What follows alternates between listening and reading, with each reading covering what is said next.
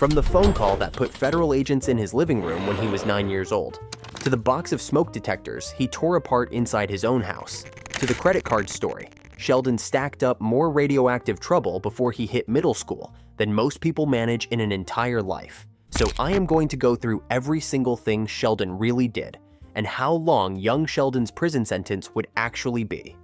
The first time Sheldon Cooper gets the attention of the federal government, he is 9 years old, and he pulls the whole thing off using the phone in his own house. There is no lab of his own, no secret bunker out in the woods somewhere, and no team of people quietly helping him get any of it done. There is just a kid in Texas who wanted something for a science project and picked up the phone to go get it. This is also the moment everybody points to first whenever they talk about Sheldon going to prison, because the sight of federal agents standing in a little kid's living room is about as scary as this show ever gets. But the way that scene looks and the facts underneath it are two completely different things, and the space between them is where this entire question starts falling apart. So the first thing worth asking is what a 9-year-old could do to make the FBI drive all the way out to Medford, Texas. It happens in Season 1, Episode 2, Rockets, Communists, and the Dewey Decimal System. Sheldon gets into rocketry, which sounds harmless enough on its own, and then he does the thing Sheldon always does, which is take a normal kid idea way past the point where any other kid would have stopped. He gets in touch with a mining operation up in Canada and tries to buy uranium. Not a model rocket kit from the hobby store, not a chemistry set with a warning label on the box. Actual uranium, ordered like it is something a person can just have shipped to their house in Texas. And not long after that phone call, FBI agents show up at the Cooper family's front door. The funniest part of the whole thing is what George does next. When the government knocks on the door in that house, the natural assumption is that Georgie did something, because Georgie is the son who gets into trouble. That is the running joke of the entire family.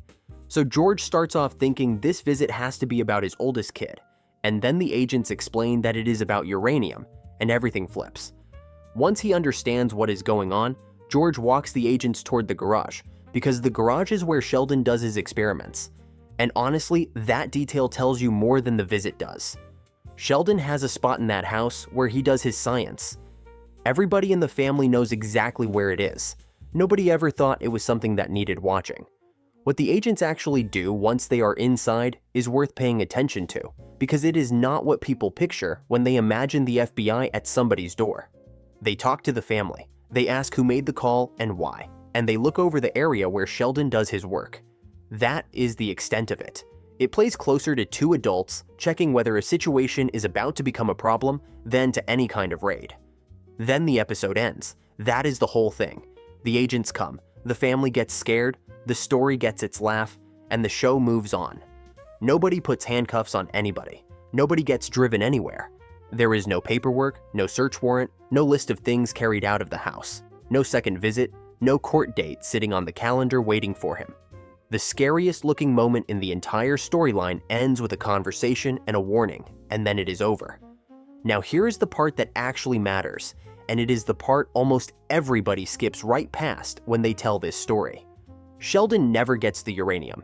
He tries to buy it. He makes the call, he asks for it, and the government steps in before anything ever ships. What he did was reach for something dangerous, and what he ended up holding was nothing at all. That difference sounds tiny when you retell the story to a friend, but in terms of what anybody can be punished for, it is the whole game. Wanting something and having it in your garage are nowhere close to the same situation. Oh, you're talking about the uranium I tried to buy. I'm referring to the americium isotopes I was using to make a nuclear reactor. And that is the real trick this episode pulls on the audience. It hands you the scariest possible picture, which is federal agents inside a family home, asking questions about a child, and it attaches that picture to the weakest possible set of facts. There is no material, there is no lab setup, there is no completed anything. The show wants you to feel like Sheldon crossed a line so far the government had to come deal with him in person, and then when you check what he actually had, it was a phone call and an idea. So if this were the only thing Sheldon ever did, this video would be about 90 seconds long, because you cannot build a prison sentence out of a kid asking a stranger a question. But a phone call is only a phone call, and nothing radioactive ever showed up at that house. The second time he tries this, that part changes completely. A season and a half later, Sheldon stops asking people for radioactive material and starts collecting it himself. This is the incident that actually matters, and it is also the one almost nobody gets right when they argue about this online, because most people have the details of it mixed up with the details of the first one. The uranium story and this story are not the same story. They are not even the same substance. And once you separate them, the second one turns out to be the only version of this where Sheldon is holding something real. I'm referring to the americium isotopes I was using to make a nuclear reactor. So the question worth asking here is where a kid in a small Texas town in 1990 is supposed to find radioactive material in the first place. The answer shows up in Season 2, Episode 13, A Nuclear Reactor and a Boy Called Lovey. Sheldon decides he is going to build a nuclear reactor. Not as a model, not as a poster for the science fair. A working one, the kind that could put free electricity into every house on his street. He is 9 or 10 years old, and he has decided he is going to solve the neighborhood's power bill. So he goes and asks Dr. Sturgis where a person gets radioactive material, and Sturgis, treating him the way he always does, which is like a fellow scientist instead of a child, talks with him about the trace amounts of americium-241 sitting inside ordinary smoke detectors. That is a real thing about smoke detectors, and on its own, it is harmless trivia.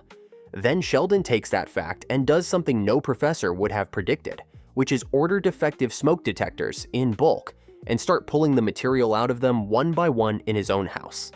He even calls Professor Proton's studio and leaves a message asking for help with the reactor, because part of what is driving all of this is Sheldon wanting to do something big enough to matter to the scientist he grew up watching on television. And then government personnel show up again before there is ever a working reactor.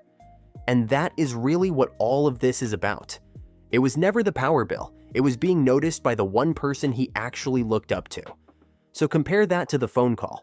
Nothing is stuck in transit from Canada this time, the material is in the house. He ordered it, it arrived, he opened it, and he started taking it apart.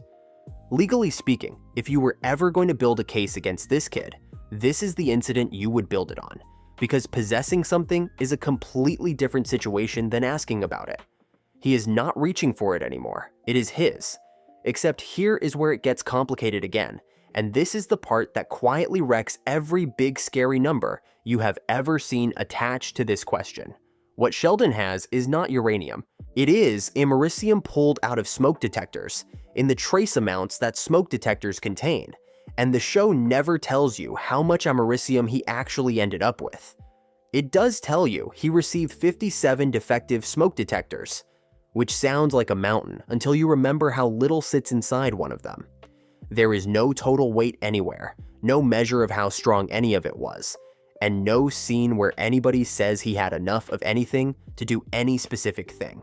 The number of boxes on the porch is the only count we ever get, and the list of things that never happen in that episode is longer than the list of things that do. The reactor never runs, nothing ever goes critical, and there is no explosion, no fire, and no damage to the house or the street. Nobody gets radiation poisoning, nobody in that neighborhood gets hurt, and no part of the Cooper property gets contaminated. The government arrives before any of that is even close to possible. But this one does not end the way the uranium story did, with no sit-down, no explanation, and no warning.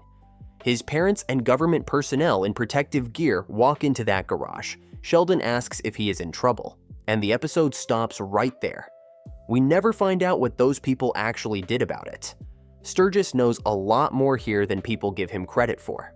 Sheldon tells him straight out that he wants to build a reactor to power the house and maybe the street, and Sturgis points him towards smoke detectors and even suggests how to get a pile of them free by calling companies and saying it is for a school project. What Sturgis never does is touch the material, step into that garage, or help put a single piece of it together. So he is not the partner in crime people make him out to be, but he is no clueless bystander either. He handed a kid the map and went home. So what you have across 2 seasons is one attempt that got him nothing at all, and one project that got shut down early. That is the story the show actually put on screen. The problem is that it is not the story we heard first, and the older version of it describes a completely different kid doing something a whole lot harder to defend. Long before young Sheldon existed, we already had this story. We got it from Mary, sitting in a living room in California, telling Sheldon's friends about the kind of child he used to be. And almost nothing in her version lines up with what the prequel eventually showed us. Not the age, not the country, not the material, not even the building he did it in. Which means the moment you try to put a number on this kid's sentence, you have to pick which version of him you are sentencing. So it is worth going back to how this story sounded the very first time anybody told it. It comes from The Big Bang Theory, Season 1, Episode 4. Mary says, and these are her exact words, "I remember one summer when he was 13, he built a small nuclear reactor in the shed and told everybody he was going to provide free electricity for the whole town." Then she follows it with the line everybody remembers, which is a man from the government came by and sat him down real gentle and told him it's against the law to have yellow cake uranium in a shed. Years later, she adds more. In Season 8, Episode 23, she brings up the same kid and a different detail entirely, saying, "When he arranged to get some yellow cake from Chad, I thought he was talking about Twinkies from one of his friends." And then she lands the whole thing with it turns out this little scallywag was trying to use my Visa card to buy uranium from an African warlord in the country of Chad. Now put those two tellings side by side with what young Sheldon actually shows you, because they do not match up on a single major point. Mary says he was 13. Young Sheldon has him at 9 or 10. Mary says the uranium was coming from a warlord in Chad. Young Sheldon has him calling a mining operation in Canada. Mary says yellow cake uranium. Young Sheldon has him pulling americium out of smoke detectors. Mary says it happened in a shed. Young Sheldon puts the whole thing in the family home and the garage. Mary describes one government man giving one gentle warning. Young Sheldon gives you two separate visits, more than a season apart, over two separate things. The fanbase has been arguing about this for years, and there is no official answer. One group says the prequel simply rewrote Mary's story, and we should treat the smoke detector version as the real one. Another group says Mary's Chad story could easily be describing a completely separate attempt when Sheldon was older, one the prequel never got around to showing, which would mean this kid tried to source nuclear material at least 3 different times in his childhood. Isotopes I was using to make a nuclear reactor. Don't write that down. There are also rewatchers who point out that Mary's single story looks like it got split in half, with the uranium call and the federal visit going into one episode and the actual reactor going into another one a season later. All of those readings work, none of them is confirmed. And that is not just a fun continuity argument, it changes the entire question this video is asking. A 9-year-old and a 13-year-old are treated completely differently by every legal system on Earth. Calling a mine in Canada and wiring money to an armed group in Chad are not remotely the same act. Trace americium from smoke detectors and actual yellow cake uranium are not the same material, and they do not carry the same weight. If Mary's version is the true one, Sheldon is older, the material is far more serious, and the seller is a genuinely dangerous person. If the prequel's version is the true one, he is a little kid who never got the dangerous stuff at all. And you cannot just mash the two versions together to get the worst possible kid, which is what most people arguing about this end up doing without noticing. They take the age from one telling, the warlord from another, the shed from a third, and the smoke detectors from the show itself, and then they add all of it up as if it were one long crime spree. That is not how any of this works. Those are two different accounts of what might be the same event, told 20 years apart by two different sets of writers, and the show has never once said which one you are supposed to believe. Stacking them on top of each other invents a Sheldon who does not exist in either version. There is one more hole in Mary's telling that nobody talks about. She says he was trying to use her Visa card. She never says it worked. We do not know if the charge went through, if anybody in Chad ever agreed to anything, or if a single ounce of it ever left that country. Her whole story could be describing a kid who got stopped at exactly the same place he got stopped in the prequel, which is the moment he tried to pay. So pick either version, the older one or the newer one, and you still run into the same wall. And it is the reason nobody online can agree on a number. Because before anybody on Earth gets sentenced to anything, one specific thing has to happen first. And across 7 seasons of this show, it never does. Every version of this question makes the same jump. It goes from the FBI came to his house straight to so he would have gotten years. And that jump skips the entire middle of how this actually works. An investigation is not a punishment. Agents showing up at your door is not the same as being in trouble with a court. There is a whole process that sits between those two things, and the show is not missing one piece of it. It is missing all of it, so it is worth laying out what young Sheldon would have needed to show us for any number to exist at all. Start with the basics. Sheldon is never arrested. He is never charged with anything. No juvenile petition ever gets filed against him. He never sees the inside of a courtroom, never stands in front of a judge, and is never found guilty of anything by anybody. Go a step further and it is the same story. No search warrant is ever shown. No list of items seized from the house is ever mentioned. Nobody ever hands him probation, community service, a fine, or any kind of confinement. And the show never even names a law that he broke in either incident. Then look at what happens after. Seasons 3 through 7 never pick this thread back up once. No hearing hangs over the family, nobody comes by to check on him, and Sheldon just goes on with his life. He keeps going to school, he heads off to study in Germany, and eventually he leaves Texas for Caltech at 14 years old.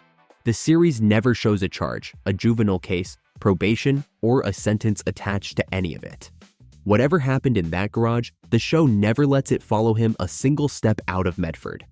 And that is the detail that makes the whole thing stand out, because this show is completely willing to put Coopers through the legal system when it wants to. Georgie gets arrested. Meemaw gets prosecuted over illegal gambling. This is not a series that thinks the legal system is off limits or too heavy for its tone. It has taken multiple members of that family and walked them into real trouble with real consequences. It just never does it with the one kid who actually brought radioactive material into the house. There are only really two ways to read that. One is that the writers looked at his age and decided there was no version of this where a 9-year-old ends up in a courtroom, so there was no story to tell. The other is that they never wanted this storyline to stop being funny. The nuclear stuff exists in that show as a joke about how far Sheldon's brain runs ahead of his common sense. And the second you put a kid that age in front of a judge, the joke dies and the show turns into something else entirely. Look at how the government is actually written, and that second reading looks pretty solid. In the uranium story, the agents come, they explain what is going on, they stop it, and they go home.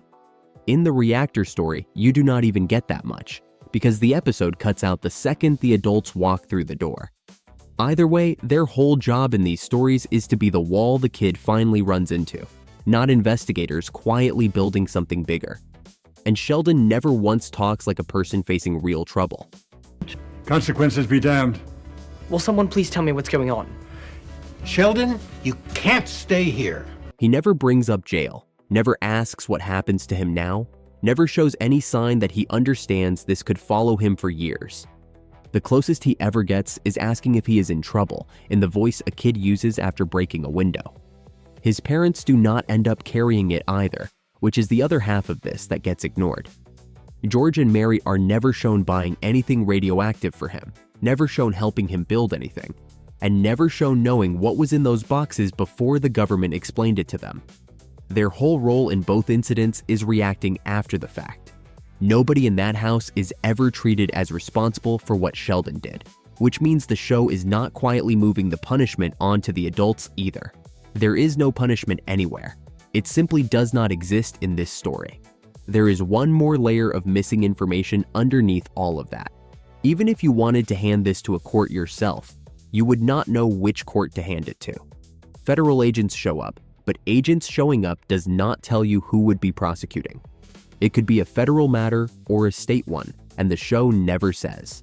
It never tells you whether Texas in 1990 would have even allowed a case like this against a child that young, or whether it would have gone through a juvenile court, or what that court would have been able to do with him. You do not know the law, you do not know the charge, you do not know the venue, and you do not know how much of the material actually mattered. And the last piece, the part where somebody decides what happens to him, never comes at all. So everything up to this point is really just the setup, and on its own it is worth nothing.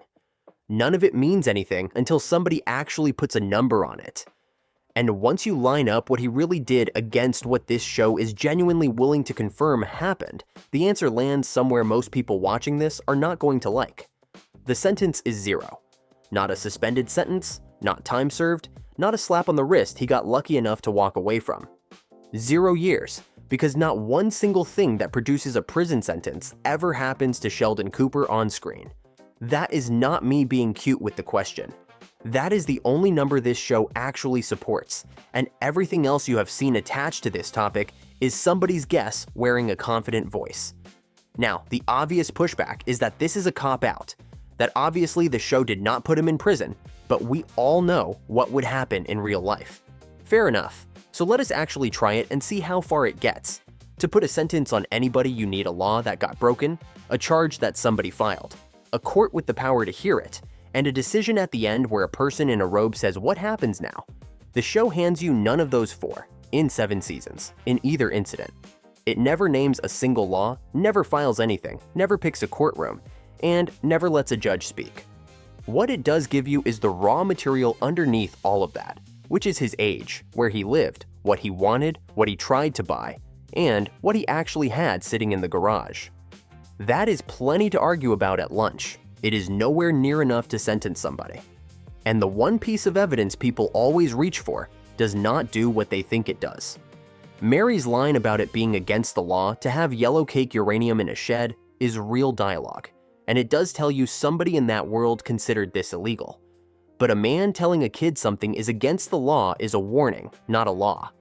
It does not name the statute, it does not say whether it is a small offense or a serious one, and it does not carry any punishment attached to it. It is the same amount of legal information as a neighbor telling you that you cannot park there. Then there is the material itself, and this is where the big numbers really die. People argue about this kid like he was sitting on a pile of uranium. He was not. The uranium he tried to buy in season 1 never arrived, so it cannot count against him for anything more than the attempt.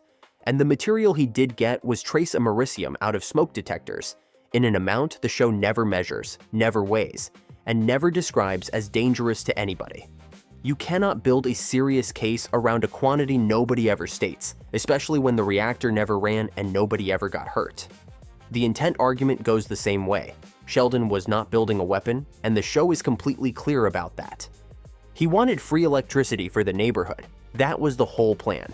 He is a kid who saw that power cost money and decided he could fix it.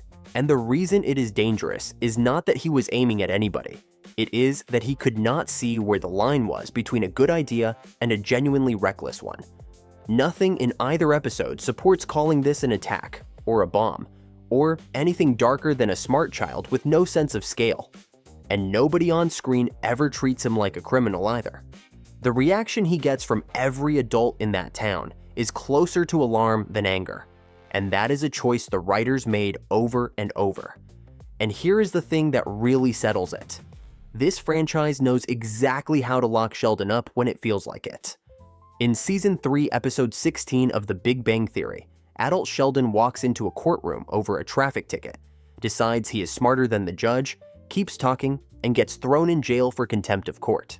That is a real on-screen, confirmed jailing of Sheldon Cooper. So the writers were never squeamish about it. When they wanted him behind bars, they put him behind bars, and it took a traffic ticket and a bad attitude to do it. But the smoke detectors, the reactor, the uranium call, the federal agents in the living room, all of that got him nothing. Not a single night and not even 1 hour. You can still chase the real-world version if you want to, and plenty of people have, but you have to be honest about what that actually takes. You are not reading the show anymore at that point.